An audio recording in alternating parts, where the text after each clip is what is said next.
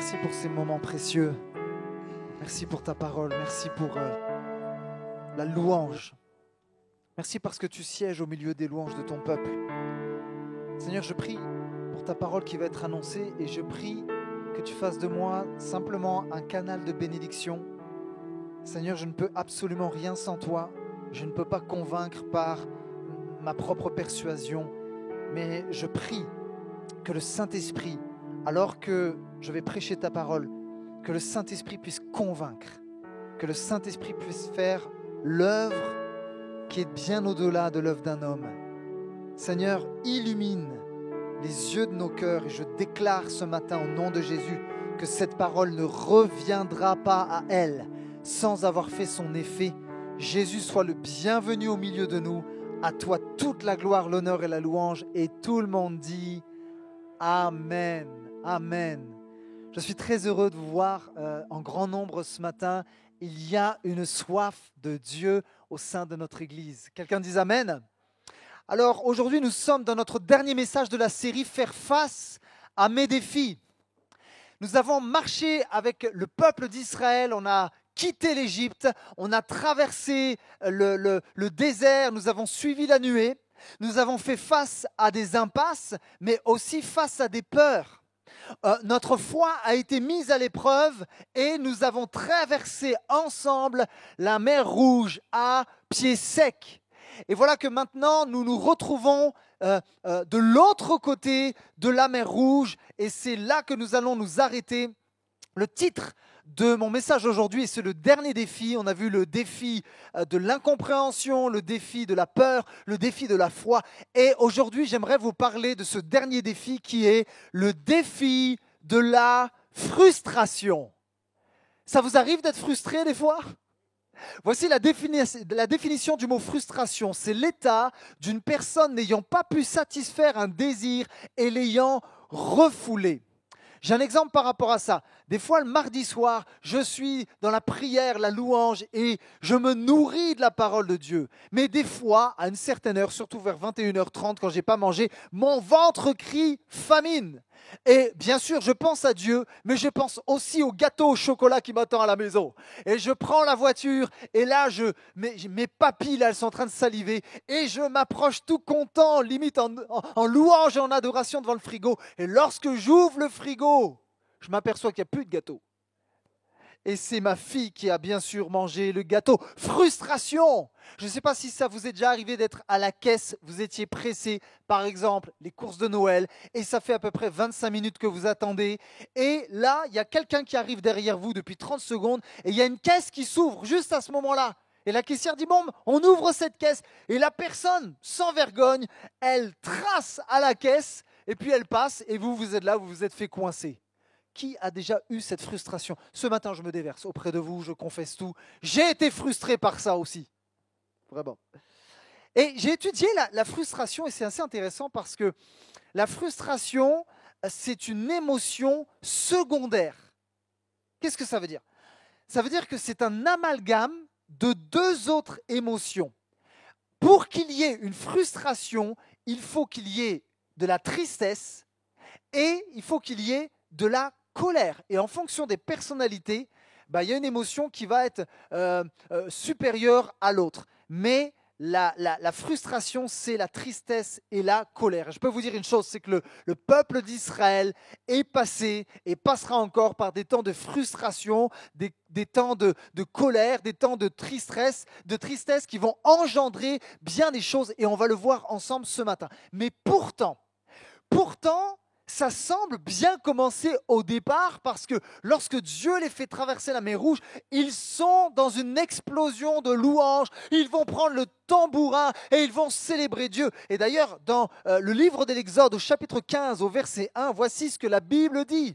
Alors Moïse et les enfants d'Israël chantèrent ce cantique à l'Éternel. Ils dirent, je chanterai à l'Éternel, car il a fait éclater sa gloire. Il a précipité dans la mer le cheval et son cavalier. L'Éternel est ma force et le sujet de mes louanges. C'est lui qui m'a sauvé. Il est mon Dieu, je le célébrerai. Il est le Dieu de mon Père, je l'exalterai. Quelques versets plus loin, verset 20, voici ce qu'il est dit. Marie, la prophétesse, sœur d'Aaron, prit à la main un tambourin et toutes les femmes vinrent après elle avec des tambourins et en dansant. Waouh! C'est un moment de joie, de réjouissance, de célébration. Maintenant, est-ce que ça vous est déjà arrivé d'éclater en louange parce que Dieu avait exaucé une de vos prières? Dieu vous avait fait traverser la mer Rouge. Peut-être que ça faisait des mois que tu priais pour un emploi et Dieu a ouvert la mer Rouge et t'a donné un emploi qui a débouché même sur un CDI. Gloire à Dieu! Peut-être que tu as prié pendant des mois, voire des années parce que tu te sentais seul. Seigneur, donne-moi un mari, Seigneur. Et Dieu a ouvert la mer Rouge en deux et il t'a donné un mari. Oh, amen, amen. Et si quelqu'un prie pour un mari, on va prier pour toi au nom de Jésus. Que Dieu ouvre la mer en deux pour toi. Et voyez-vous, ce qui se passe, c'est que le motif pour lequel on loue Dieu peut vite devenir un motif pour lequel on se plaint. Je vais le répéter parce que c'est beau. Le motif pour lequel on loue Dieu peut vite devenir un motif pour lequel on se plaint. Parce que tu vois le job que tu as reçu et qui t'a fait exploser en louange, au bout d'un moment, tu t'aperçois que tes collègues de travail ne sont pas si évidents que ça, puis que tu n'es pas payé à ta juste valeur, et tu vois qu'il y a quelques injustices, et tu commences à te plaindre. Oh, tu passes des louanges aux lamentations. Et puis tu sais, le mari que le Seigneur t'a donné, tu étais si content d'avoir avant. Là, Seigneur, tu dis, Seigneur, c'est bien joli, mais mon mari, là, il commence sérieusement à m'énerver. C'est plus comme avant. Il est bougon, il n'est pas facile, il a un fichu caractère. Et finalement, ce qui était pour toi auparavant un objet de louange devient un motif pour te plaindre. Waouh! Et j'ai remarqué qu'il est facile d'éclater en louange quand Dieu nous donne un cadeau. Mais c'est plus difficile de demeurer dans un esprit de louange au quotidien. Voyez-vous, ma fille, à Noël, on lui donne des cadeaux. Elle a des cadeaux, des montagnes de cadeaux. Les parents donnent des cadeaux, les grands-parents donnent des cadeaux, et son oncle lui donne, alors lui carrément la pourrie de cadeaux, lui donne une montagne de cadeaux. Donc ma fille, quand elle a sa Barbie, elle explose en louange. Merci Jésus pour les Barbies. Mais voyez-vous, ça ne dure pas très longtemps, parce que lorsqu'on va faire les courses 2 jours après, et qu'elle voit une Barbie qu'elle n'a pas, elle me prend comme ça la veste, elle me dit « Papa, j'ai pas cette Barbie, je veux cette Barbie !» Et vous savez, les petites filles ont un don, elles ont un don de manipuler leur père et de les amener dans un esprit de culpabilité et de condamnation. Et j'essaie de résister en disant « Seigneur, donne-moi la force de résister à cela !» Et je vois ma fille qui trépigne d'impatience. « Je veux ma Barbie, je veux ma Barbie !» Et je me dis « Mais ma chérie, t'en as eu plein de Barbie à Noël !» Et parfois, on est comme ça. Bon, je sais que vous, les gars, c'est plus autre chose que les Barbies. Hein. Mais parfois, on oublie les cadeaux de Dieu. On oublie la bonté de Dieu. On oublie ses bienfaits pour nos vies. Combien de fois on se lamente et le Seigneur, il tape comme ça. Hey! Oublie pas toutes les fois où j'ai pourvu à tes besoins, où je t'ai secouru. J'aime tellement ce chant qui dit « Compte les bienfaits de Dieu, mets-les tous devant tes yeux, et tu verras qu'en adorant, combien le nombre en est grand. » En fait, je crois que lorsqu'on compte les bienfaits de Dieu, ça nous garde de la frustration. Mais que ceux qui oublient les bontés de l'Éternel, que ceux qui oublient que Dieu a été bon envers eux, ça se transforme en frustration bien souvent. Bien souvent. Et vous savez, dans la vie chrétienne, il y a des cycles.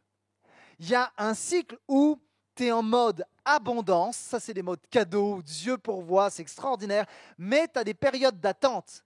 Ces périodes d'attente engendrent des déceptions qui engendrent à leur tour des plaintes. Et par la suite vient quand même la délivrance. Et les Hébreux vont passer par ce cycle abondance, attente, déception, plainte et délivrance. Et ce cycle va continuer comme ça. À chaque livre qu'on lit, à chaque passage, on voit ce cycle, ils le vivent. Et dans Exode au chapitre 15, à partir du verset 22, voici ce qui est dit. Moïse fit partir Israël de la mer des roseaux, abondance, et ils prirent la direction du désert de Chour, attente. Après 3 journées de marche dans le désert, ils ne trouvèrent pas d'eau. Déception, les amis. Ils arrivèrent à Mara, mais ils ne purent pas boire l'eau de Mara parce qu'elle était amère. C'est pourquoi cet endroit fut appelé Mara. En hébreu, Mara veut dire amer, amertume. Et le premier point de notre message de ce matin est celui-ci. Ne reste pas à Mara. Je crois que c'est une parole de Dieu pour quelqu'un. Voyez-vous, l'adjectif amer signifie d'un goût désagréable, venimeux. Je me rappelle la première fois qu'on a donné un petit pot de bébé, vous savez, en légumes mixés à notre fille, alors qu'elle était habituée de boire du lait. On a mis la cuillère dans la bouche et elle a fait... Vous vous rappelez les parents quand vous avez fait ça la première fois à vos enfants? C'était amer. Et parfois, dans la vie, on vit des frustrations qui nous laissent avec un goût amer, qui nous laissent même, je dirais, amèrement déçus. Et moi, je pense que j'aurais été à la place des Hébreux, j'aurais fait la même chose. Imaginez, ils voient de l'eau, mais quelle frustration! Ils ne peuvent pas la boire, quel paradoxe! Vous avez probablement vu déjà un film d'action où quelqu'un va... le bateau va sauter, puis la personne va se faire un radeau et va se trouver en pleine mer, il y a un soleil de plomb, et la personne meurt de soif alors qu'elle est entourée d'un océan. C'est frustrant, non? Et parfois dans la vie, on vit des paradoxes qui nous frustrent. C'est-à-dire, on peut être entouré d'une multitude de personnes, mais se sentir profondément seul. Frustration. On peut être marié, et à chaque soir, tu retrouves ton mari, mais tu es frustré parce que ton mari ne te donne pas l'amour que tu voudrais qu'il te donne. Frustration qui engendre parfois même quelque chose d'amer en toi. Et il y a une femme dans la Bible qui est passée par Mara, qui est restée malheureusement à Mara, alors qu'elle avait de la joie. Cette joie s'est transformée en amertume. Vous savez de qui je vais parler? Naomi. Naomi, c'était la belle-mère de Ruth. Et bien évidemment, elle est passée par des épreuves, des très grosses épreuves. Elle a perdu son mari, elle a perdu ses enfants. Et lorsqu'elle était partie de son pays, de sa terre natale pour aller à Moab, on l'appelait à l'époque douceur et beauté. C'est beau quand même pour une femme de l'appeler comme ça. Les maris, appelez vos femmes davantage comme ça. Douceur et beauté. Ferme la parenthèse.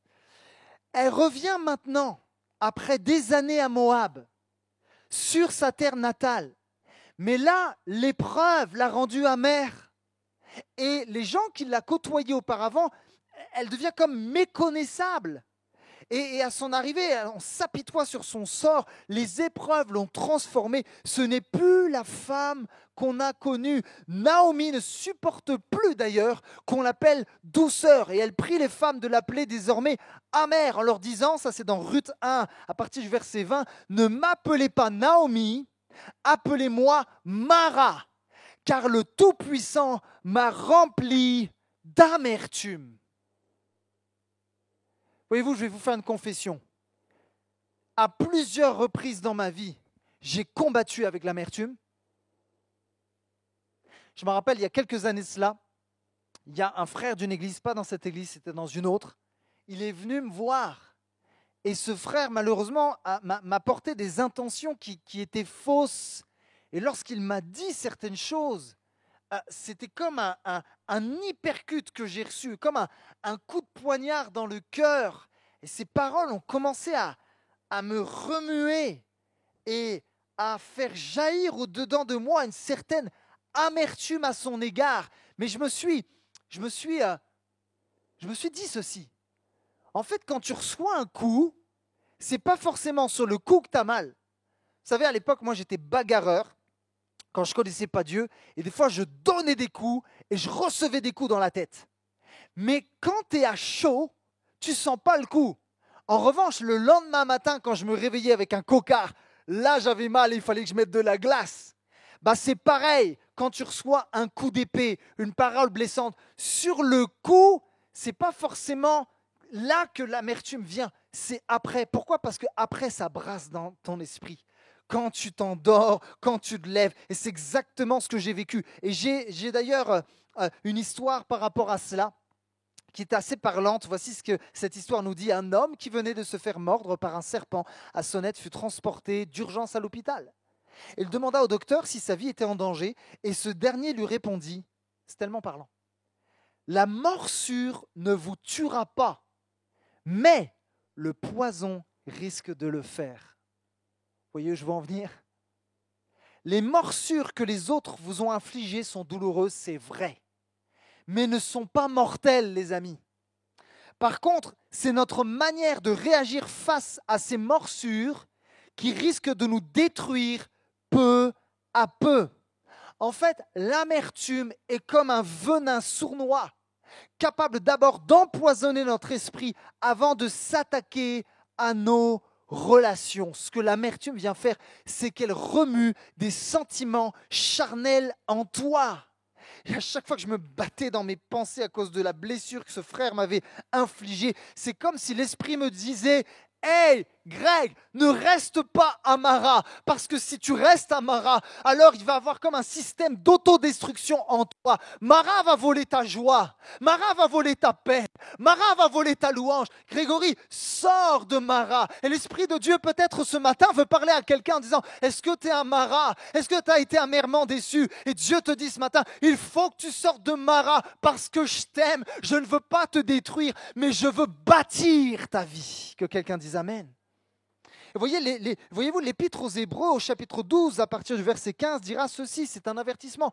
Veillez à ce que personne ne passe à côté de la grâce de Dieu, qu'aucune racine d'amertume ne pousse et ne cause du trouble en empoisonnant plusieurs d'entre vous. Waouh! Vous savez, j'ai noté ce conseil pour moi lorsque j'écrivais le message cette semaine. Et je veux vous délivrer ce conseil. Mes amis, on devrait plus se laisser remuer par l'Esprit de Dieu que par l'amertume. Ouf. Parce que l'amertume engendre la haine. Avez-vous remarqué avec Naomi? Son amertume l'a fait passer de la douceur à la dureté. Son amertume l'a même fait passer de la beauté à la laideur. Mais ce matin, j'ai une bonne nouvelle si tu te trouves à Mara et que tu n'arrives pas à t'en sortir par rapport à ce qui est amer en toi. J'ai une bonne nouvelle parce que je le dis souvent, l'évangile, c'est une bonne nouvelle. Vous savez quoi? J'ai découvert un antipoison qui va te garder de l'amertume. Oh, c'est tellement comme une révélation, comme si le Saint-Esprit a illuminé les yeux de mon cœur cette semaine. En fait, ce système anti-poison, il ne se trouve pas ailleurs que dans la personne de Jésus-Christ. Et je vais vous l'expliquer pourquoi. Je vais vous le dire parce que Jésus, lorsqu'il s'est retrouvé un jour à Gethsémané, a bu une coupe que toi et moi, nous n'avions pas la capacité de boire. Cette coupe, c'est la coupe amère. Jésus a bu toute cette coupe et cette coupe amère représente la colère de Dieu envers l'humanité. Mais cette colère de Dieu, elle s'est déversée sur son propre Fils qui a pris ta place, ma place. Et allons plus loin. Est-ce que vous savez que Jésus a même refusé une sorte de breuvage? C'était un vin à l'époque qu'on mixait avec de la myrrhe et ce vin-là permettait d'atténuer les souffrances. Lorsque les gens, on les crucifiait, on leur donnait ce sorte de breuvage qui les étourdissait et qui atténuait un petit peu les douleurs. Mais Jésus a refusé de prendre ce vin parce qu'il voulait éprouver pleinement et consciemment les tortures infligées par la méchanceté de l'homme qui était déchaîné. D'ailleurs, dans le livre de l'Apocalypse, au chapitre 14, à partir du verset 10, voici ce qu'il est dit. Il est dit que Jésus a bu le vin de la fureur de Dieu, qui a été versé sans mélange dans la coupe de sa colère. Et laissez-moi aller plus loin. Lorsqu'on a mis Jésus sur la croix, Jésus a eu soif. Et ça, c'est tellement extraordinaire. Jésus a demandé de l'eau douce. Vous savez ce qu'on lui a donné? Du vinaigre, quelque chose d'amer. Et en fait, il y a un parallèle extraordinaire entre ce que les Hébreux ont vécu à Mara et ce que Jésus a vécu sur la croix. Il y a eu comme un inversement. Alors que les Hébreux avait de l'eau amère, Dieu a transformé l'eau amère en eau douce. Alors que Jésus a demandé de l'eau douce à la croix, on lui a donné de l'eau amère. Laissez-moi vous dire une chose, si Dieu a pris la coupe amère, c'est pour que, à ton tour, tu puisses prendre la coupe de la délivrance, la coupe de joie. Et Jésus veut te dire ce matin, assieds-toi à ma table, j'ai bu la coupe amère. J'ai pris ton amertume, j'ai pris ta déception, j'ai pris tes souffrances pour que tu sois libre. Et aujourd'hui, il y a une coupe de joie pour quelqu'un. Il est temps de sortir de Mara parce que Jésus a tout accompli à la croix. Que quelqu'un dise Amen. Oh, celui qui a vidé la coupe amère à notre place nous présente maintenant dans la scène une coupe de joie et de délivrance. Oh, c'est tellement bon. Maintenant, on va aller dans l'application.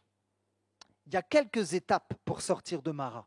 La première, elle est simple, mais il faut quand même la faire. Il faut se questionner. Trop souvent, on remet en question les autres, mais on a du mal nous-mêmes à se remettre en question. Et la question que tu devrais te poser lorsque tu es à Mara, c'est quelle est la cause de mon amertume ? Il faut que tu identifies le problème de fond. Et la question aussi à se poser, c'est quelles sont les conséquences de mon amertume ? Quelqu'un qui ne se remet jamais en question, c'est quelqu'un qui n'avancera jamais. Deuxième étape, lorsque tu es à Mara, et ça c'est très très important, il faut que tu confesses. Je ne dis pas de prendre le micro et d'aller devant tout le monde à l'église un dimanche matin. Je suis qu'un pauvre pécheur, flagellez-moi. Non, non, non.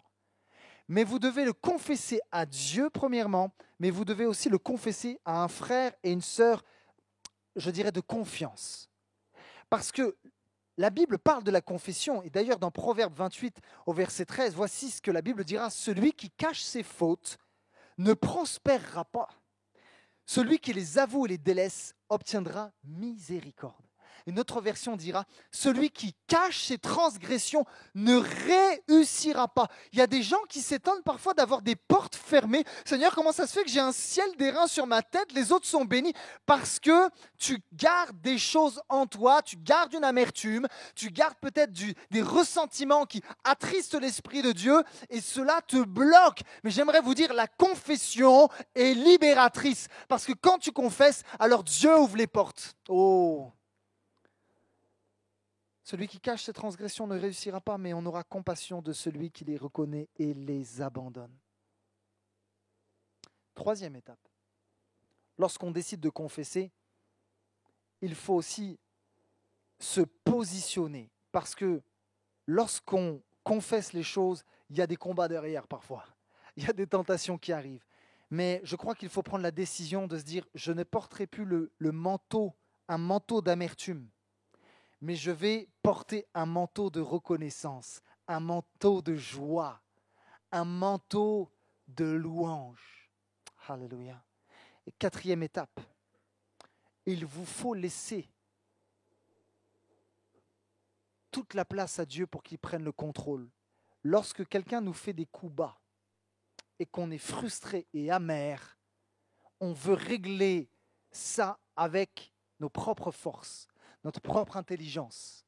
Combien de fois j'ai été tenté de prendre le téléphone pour dire à quelqu'un « Tu vas voir ce que je vais te faire ». Et le Saint-Esprit tirait la sonnette d'alarme en disant « Non, non, non, non. » Parce que si tu agis par tes propres forces, tu vas faire plus de mal qu'auparavant. Tu vas encore plus détruire les choses.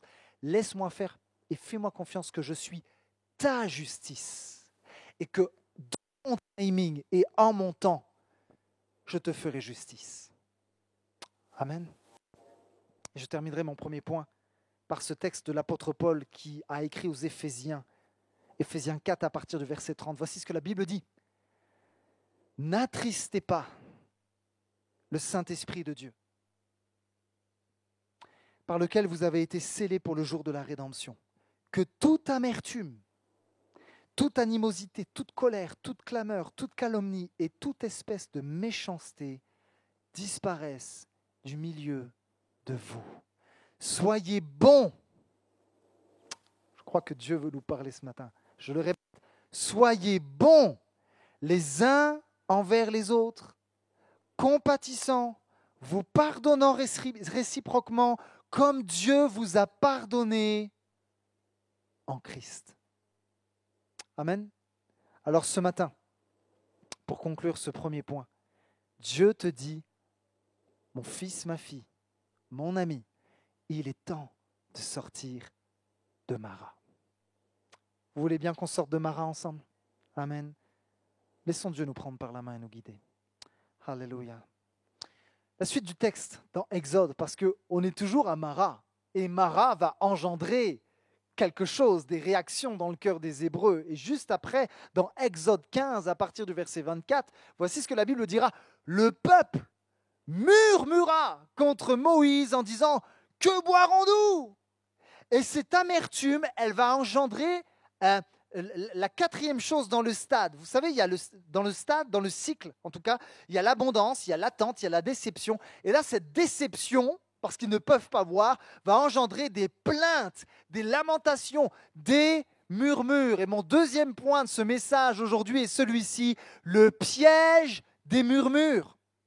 Voyez-vous, le peuple hébreu va avoir une succession de murmures. Lorsque tu lis le livre de l'Exode ou même dans les Nombres, on peut voir qu'à plusieurs reprises, ils vont lever le poing contre Moïse, ils vont lui chercher querelle, ils vont lever le poing contre Dieu, ils diront même, vous nous avez fait venir dans ce désert pour nous faire mourir de faim. À d'autres moments, ils ne vont pas être contents, ils vont dire, vous nous avez fait venir dans ce désert pour nous faire mourir de soif. Bref, Dieu a beau pourvoir, ils se lamenteront quand même.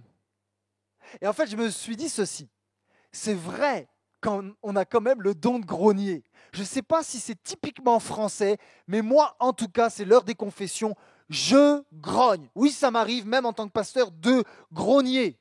Mais j'ai cherché dans 1 Corinthiens 12, vous savez, la liste des dons spirituels, et je n'ai pas trouvé le don de grogner.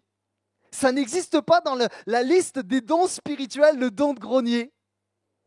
Et vous savez, ça m'arrive parfois de grogner. Je me rappelle un jour, j'étais là dans un esprit de louange et d'adoration le dimanche matin. Et après, je prends ma voiture avec ma famille et on va sur la tangentielle. Et j'étais toujours dans cet état de louange. J'étais content du temps qu'on avait passé avec le Seigneur.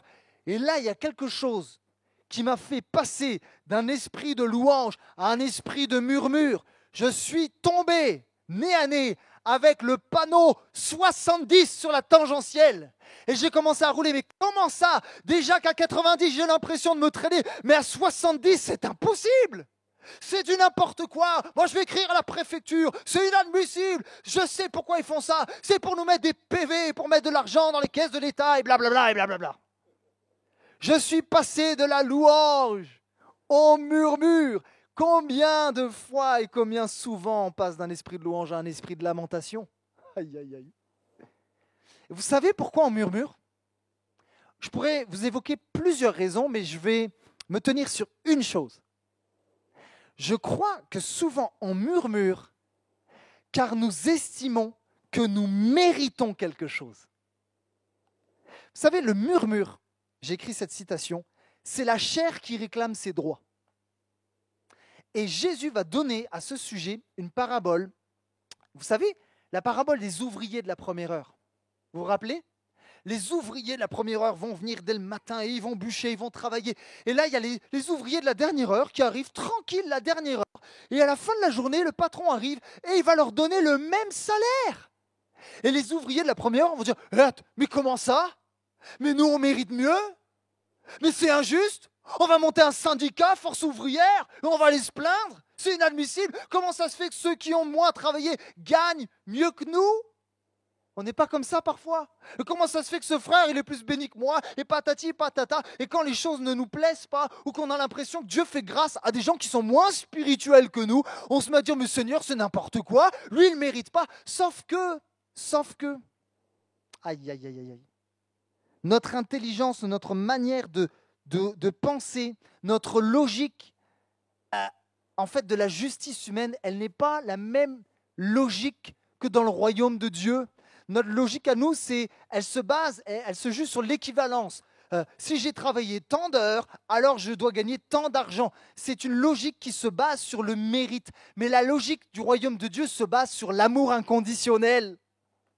Et c'est pour ça que le fils cadet, vous savez, le frère de celui qui a fait n'importe quoi, le fils prodigue et qui a claqué tout l'argent de son père, et qui s'est retrouvé à manger les aliments des cochons, lorsqu'il est revenu, le fils cadet, il n'a pas sauté de joie, lui. Vous savez, le fils cadet représente le légaliste, celui qui fait bien, celui qui ne démord pas, celui qui dit plus j'en fais et plus je vais gagner des points. Et lui ne comprend pas, son frère qui a fait n'importe quoi revient et son père dit tuons le veau gras, faisons une fête. Jalousie, insupportable pour lui. Et il s'est mis à murmurer contre son frère et contre cette situation. Mais en fait, en étudiant tous ces textes, c'est comme si Dieu me disait, Grégory, il faut que tu comprennes quelque chose. En fait, dans la vie, et en tout cas avec moi, tout ne t'est pas dû. En revanche, tout n'est que grâce. Et c'est ce que Paul a vécu lorsqu'il avait cette douleur en disant « Seigneur, délivre-moi ». Il y a plusieurs reprises, il lui a dit « Seigneur, interviens ». Et Dieu lui a répondu « Ma grâce te suffit ».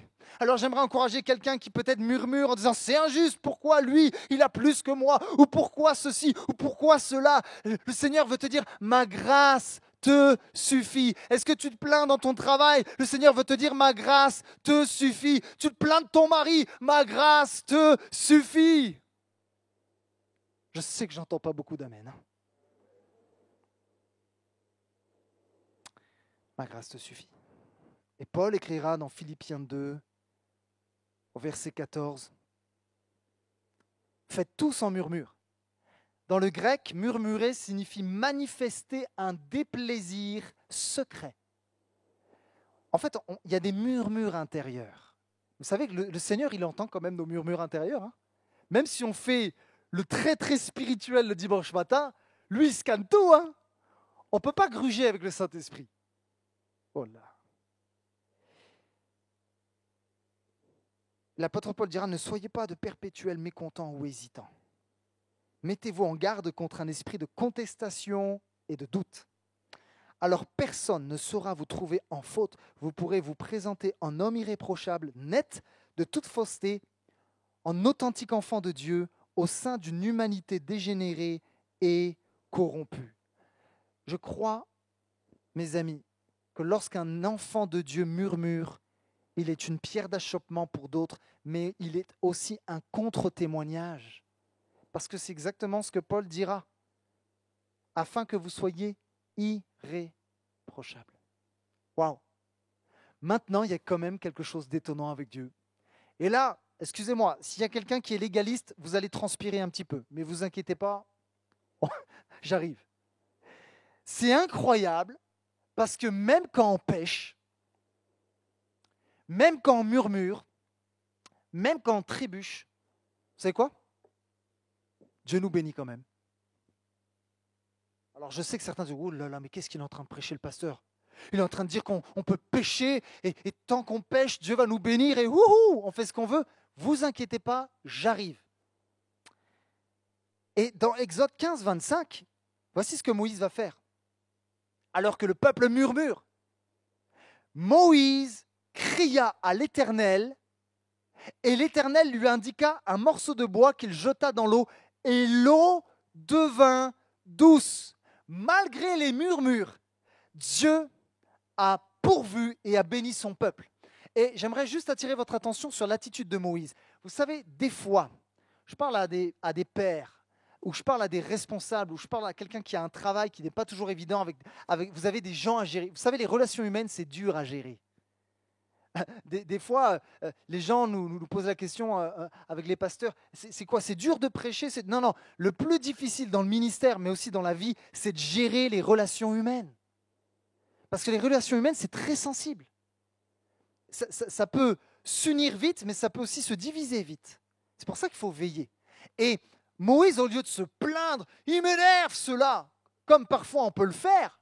Seigneur, il m'agace, j'en ai marre, j'abandonne. Non, Moïse va avoir une attitude de leader. Il va avoir un leadership qui est très bon. Et ça, c'est un exemple de leadership.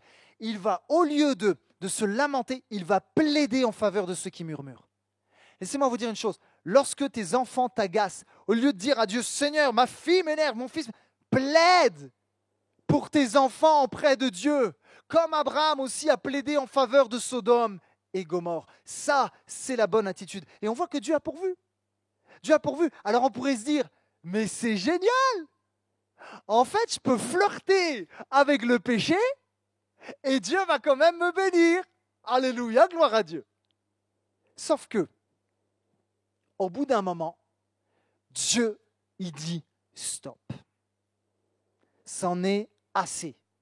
Vous savez, attention de croire que Dieu est le Père Noël. Dieu n'est pas un papa gâteau qui pourrit ses enfants, mais Dieu est un Père saint, juste. Et au bout d'un moment, lorsque trop c'est trop, il met un stop. Et j'aimerais vous lancer un avertissement de la part du Seigneur. Vous savez, il y a des prédications qui sont très réjouissantes, c'est très encourageant, mais il y a des prédications aussi qui sont plus dans l'avertissement. Et moi, j'ai décidé de faire ce que Dieu me demande de faire. Et voici la conséquence des murmures.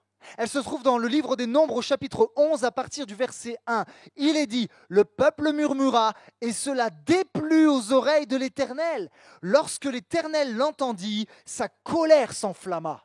Le feu de l'Éternel s'alluma parmi eux et dévora l'extrémité du camp. Le peuple cria à Moïse. Moïse pria l'Éternel et le feu s'arrêta. Maintenant, on pourrait dire, mais Seigneur, tu as été fort quand même, parce que ça veut dire que littéralement, il y a des gens qui ont cramé, quoi. Littéralement.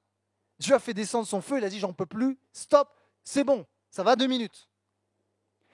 Et je me suis dit, mais Seigneur, pourquoi il y a des moments où alors qu'ils étaient exécrables, les Hébreux, tu les as quand même bénis, et pourquoi à ce moment-là, tu as dit stop? Je ne comprends pas. Parce que je crois que le jugement de Dieu est proportionnel à notre connaissance. Vous savez, toutes les fois où Dieu a fait grâce aux Hébreux, lorsqu'ils se lamentaient, ils n'avaient pas encore reçu la loi. Mais quand Dieu, si vous lisez bien le texte, donne la loi, en fait, il responsabilise le peuple.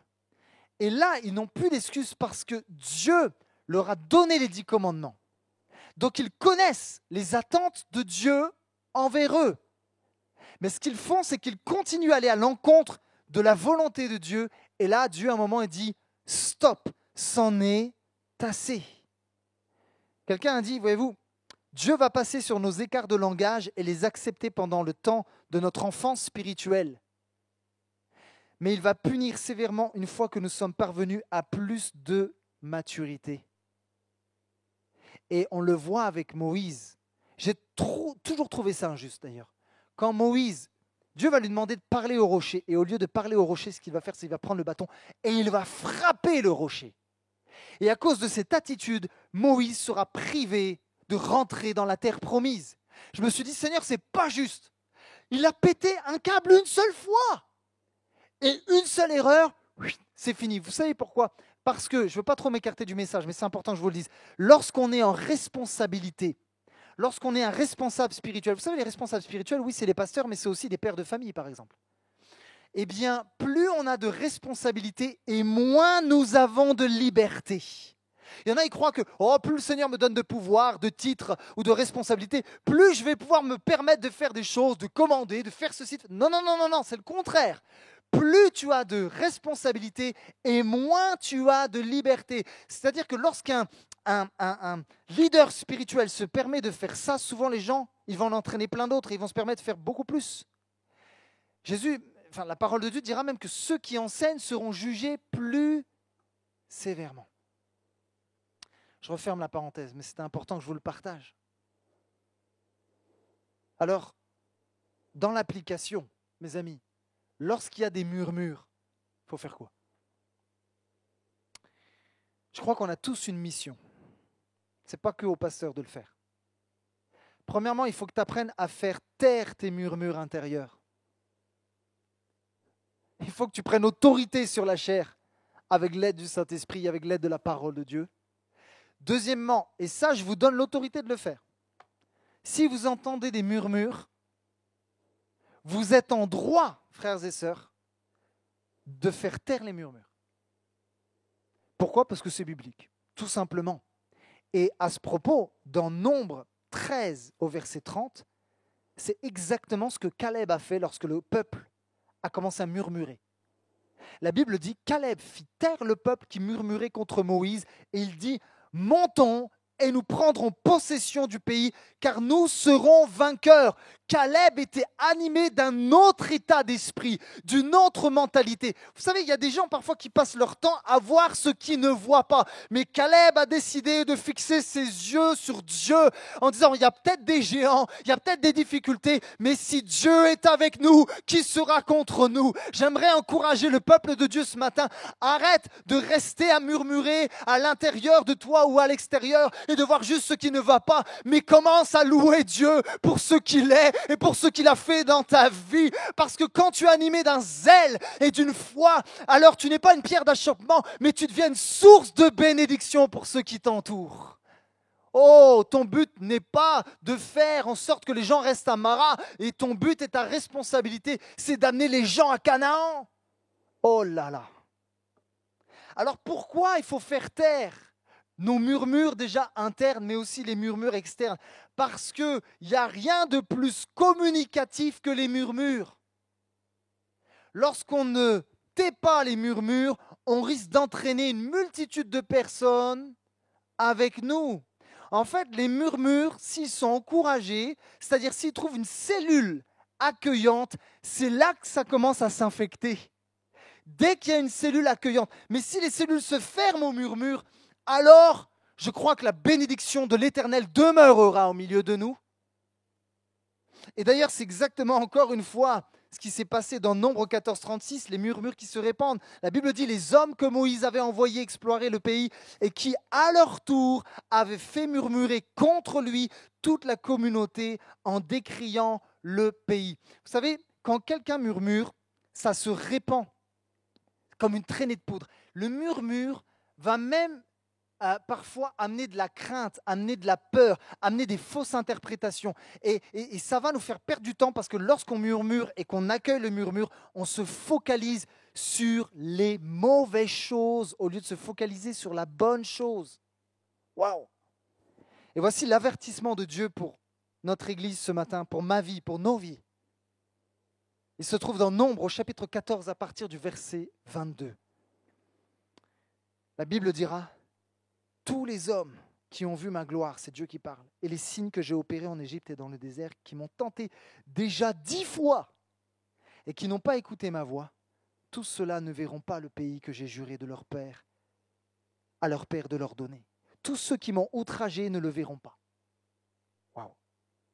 Et parce que mon serviteur Caleb a été animé d'un autre esprit et qu'il a pleinement suivi ma voix, je le ferai entrer dans le pays où il s'est rendu et sa descendance en prendra possession.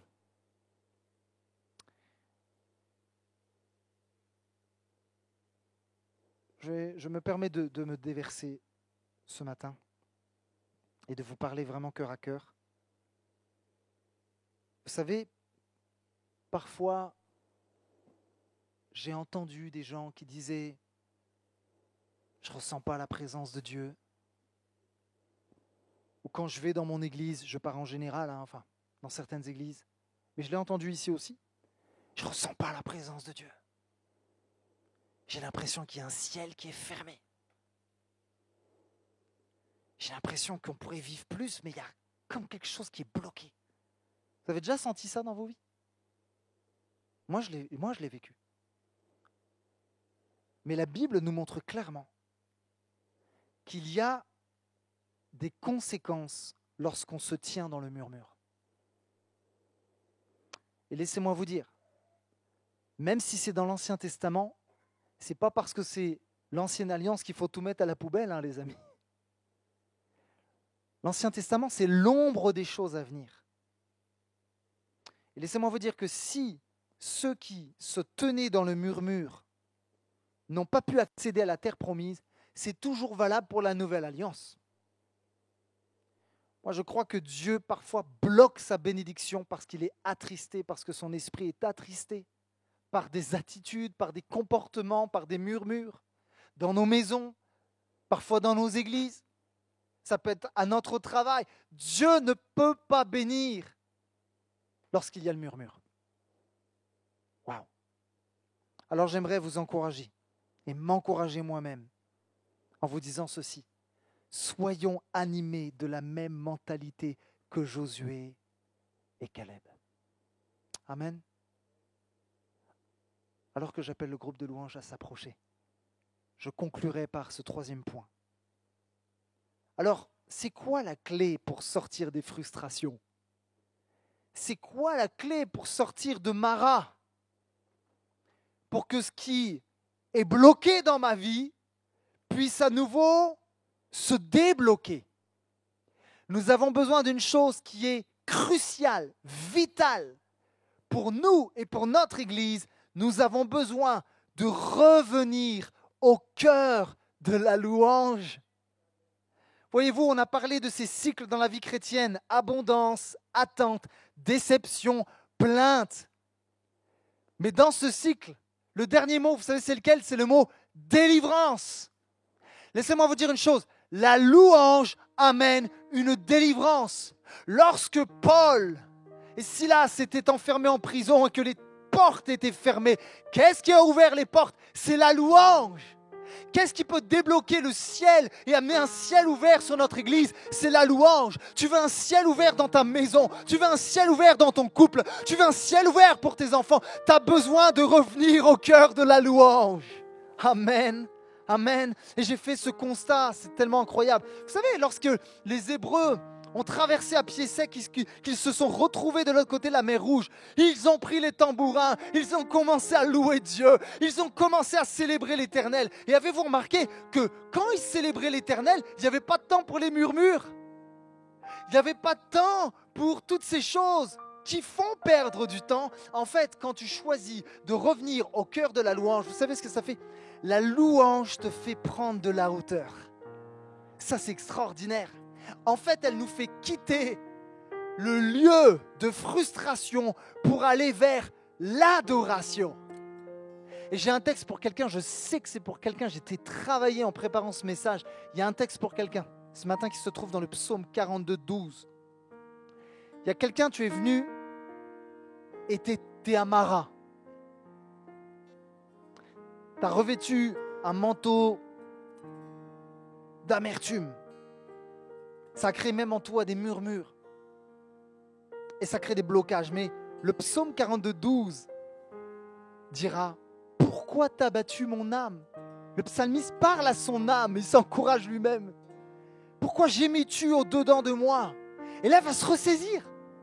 Et il va dire « Espère en Dieu, car je le louerai encore. » Il est mon salut et mon Dieu. J'aime bien la version français courant qui dira « À quoi bon me désoler? À quoi bon me plaindre de mon sort? Mieux vaut espérer en Dieu et le louer à nouveau, lui, mon sauveur et mon Dieu. » Pourquoi t'as battu mon âme? Ce matin, ou cet après-midi, vous savez qu'on fait 2 cultes, on ne sait plus trop l'heure qu'il est. Je décide de ne plus rester dans l'abattement. Ce matin, je décide de sortir de Mara au nom de Jésus. Vous savez, j'ai une dernière chose, et ça c'est vraiment bon. Je ne savais pas, mais figurez-vous que Dieu, il a une adresse. Alors, vous ne la trouverez pas sur le GPS, mais Dieu a vraiment une adresse. En fait, Dieu a un lieu d'habitation. Vous savez c'est quoi? C'est dans la louange. Dieu habite au cœur des louanges. Et la Bible le dit, ce n'est pas moi qui l'invente. Psaume 22, 3. Pourtant tu es le Saint et tu sièges au milieu des louanges d'Israël. Vous savez ce que c'est mon rêve? Mon rêve, c'est que l'adresse du Seigneur, ça soit ici au milieu de nous. Que Dieu habite au milieu de nous. Et que cette adresse, elle soit dans ta maison. En fait, que cette adresse, elle soit dans ton cœur. Parce que Dieu siège au milieu des louanges de son peuple. Voyez-vous, Dieu ne siège pas au milieu des murmures. Dieu ne siège pas au milieu des frustrations. Il a dit qu'il siège au milieu des louanges. Amen. Il y a un texte formidable, et je ne sais plus si c'est dans le livre d'Ésaïe, vous savez, où l'auteur dira, il va parler d'un vêtement. Et il va dire, je vais changer ton vêtement de deuil et je vais mettre à la place un vêtement de louange. Est-ce que quelqu'un a un vêtement de deuil ce matin? Vêtement d'incompréhension, vêtement de frustration, vêtement qui te laisse à Mara. Le Saint-Esprit parle à ton cœur Et il dit, je vais mettre un vêtement de joie. Je vais mettre un vêtement de louange. Courbons nos cœurs ensemble, frères et sœurs. J'aimerais faire un appel. Je suis convaincu que ce message était pour quelqu'un. Dieu, aujourd'hui, te dit, mon fils, ma fille, ça fait beaucoup trop longtemps que tu es à Mara. Mais c'est décidé. Aujourd'hui, il est l'heure, il est temps de sortir de Mara. Il est temps de sortir de ce lieu d'amertume, de déception. Et je veux déclarer au nom de Jésus que lorsque certains, vous allez ressortir de ce lieu, en fait, ça va être comme spirituel, c'est comme une image. Vous allez sortir en même temps de Mara, au nom de Jésus. Maintenant, le Seigneur veut dire à quelqu'un, mon fils, ma fille, que tes murmures n'étouffent pas mon esprit qui veut murmurer à ton cœur. Vous savez, plus on murmure et moins on a de chances d'entendre les murmures du Saint-Esprit dans nos cœurs. Mais plus on fait taire nos murmures et plus le Saint-Esprit murmurera à nos cœurs. Et dernièrement, si la frustration, pour quelconque raison, a volé ta louange, alors aujourd'hui, Dieu te dit, réinvite-moi ce matin ou aujourd'hui. Réinvite-moi. Donne-moi cette place pour que je puisse habiter tes pensées, pour que je puisse habiter ton cœur, que je puisse habiter ta maison. Ce matin, revenons au cœur de la louange. Alléluia. Le chant terminé, Le rideau retombe, je viens simplement porter mon offrande, car j'ai le désir de réjouir ton cœur. Le chant terminé, le chant terminé, le rideau retombe, je viens simplement